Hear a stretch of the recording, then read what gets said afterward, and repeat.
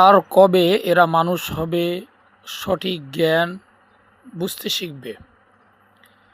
তথাকথিত পীর, যিনি নিজেকে ইমাম, ধর্মগুরু, পণ্ডিত, পীর বিভিন্ন নামে বিভিন্ন উপাধিতে ভূষিত করে সাধারণ জনগণের মন, মাইন্ড এবং চিন্তা চেতনাকে প্রভাবিত করে সম্পূর্ণ ভিন্ন এবং নতুন আঙ্গিকে হিন্দু, খ্রিস্টান এবং মুসলিম ঠিক এভাবে কয়েকটি ধর্মের সংমিশ্রিত একটি রূপ দিয়ে পরিকল্পিতভাবে একটি নতুন দিন, যা তার নামের সাথে পরিষ্কার স্পষ্টভাবে বুঝে আসে। নামের শুরুতে শ্রী ব্যবহার করে কেবল আমাদের সনাতনী বা হিন্দু ধর্মের অনুসারীরা। সেখানে একজন মানুষ নিজেকে মুসলমান নামের শুরুতে শ্রী ইত্যাদি ধারণ করে এবং তৌহিদি জনতার ব্যানারে যারাই তার আস্তানা বা মাজার, যেখানে বাস্তবে গাজার আসর জমে, কুফুর এবং শিরকের বৈঠক বসে, এরকম একটি প্রতিষ্ঠানে হামলা করা, যদিও এটা অন্যায়, কিন্তু সেই হামলার ভিডিও চিত্রের মধ্যে দেখা গেছে, আপনারা লক্ষ্য করলে দেখবেন, সেখানে স্পষ্ট খ্রিস্টানদের ক্রুশ চিহ্নিত একটি আলামত সেখানে স্পষ্ট রয়েছে। এজন্য এটা প্রশ্ন জাগা স্বাভাবিক, একজন মানুষ একইভাবে হিন্দু, মুসলিম, খ্রিস্টান, বৌদ্ধ ইত্যাদি পরিচয় ধারণ করে নিজেকে পীর বাবা দাবি করছে।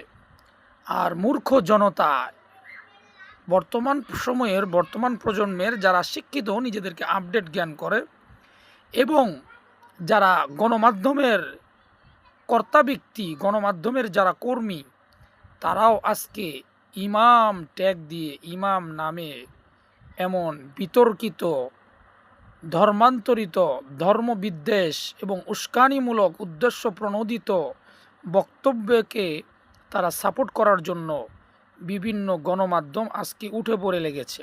তথাকথিত পীর, ফকির, শামীম, যিনি গণহত্যা, গণপিটুনিতে যিনি নিহত হয়েছেন, অবশ্যই এটা আইনি প্রক্রিয়ায় একটি অন্যায় কাজ হয়েছে, কিন্তু কোরআন অবমাননা, ইসলাম অবমাননা, ধর্মীয় বিধিবিধানকে অবমাননা করার জন্য ইতপূর্বেও তাকে আইনের কাঠগড়া, আইনের সম্মুখীন করা হয়েছিল। কিন্তু আমাদের রাষ্ট্রের ব্যর্থতা, যে রাষ্ট্র সঠিক উদ্যোগ নিতে পারেনি, যেখানে তাদের ধর্মীয় স্বাধীনতা এবং মত প্রকাশের স্বাধীনতার কথা বলা হচ্ছে, সেখানে আমাদের ধর্মের নামে বিষোদ্গার কিংবা বিরুদ্ধ আচরণ, এটি সম্পূর্ণ বৈরী আচরণ। কাজে এ জাতীয় আচরণ থেকে বের হয়ে আসতে হবে।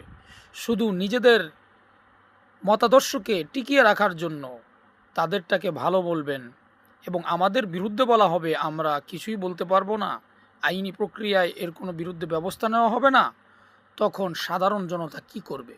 কাজেই সাধারণ জনতা আইন হাতে তুলে নিয়েছে। এটি আমি আবারও বলছি, এটি কখনো সঠিক নয়, উচিত ছিল না, কিন্তু এরা পরিস্থিতির শিকার। যিনি দেদারছে ইসলামের বিরুদ্ধে, কোরআন এবং হাদিসের বিরুদ্ধে বিভিন্ন মিথ্যাচার, তার মাজার কিংবা আখড়াকে সেজদার স্থানে পরিণত করেছিলেন, তিনি আর যাই হোক মুসলমান হতে পারে না। এ জাতীয় মুসলমান, মুশরিক, কাফের, বেঈমান, যার নিজের ইমান নেই, সে কিভাবে নিজেকে পীর দাবি করে? আর আমাদের তথাকথিত গণ্ডমূর্খ গণমাধ্যম কর্মীরা তাকে ইমাম নামে আখ্যায়িত করে। এটা নিয়ে আমাদেরকে ভাবতে হবে। এখন শিক্ষার গণজোয়ার চলছে দেশে, শিক্ষিত প্রজন্ম সচেতন, কিন্তু এরপরও এরকম গাঁজাখুরি নিউজ এবং সাংবাদিকতার মানে কি? কথা বলুন।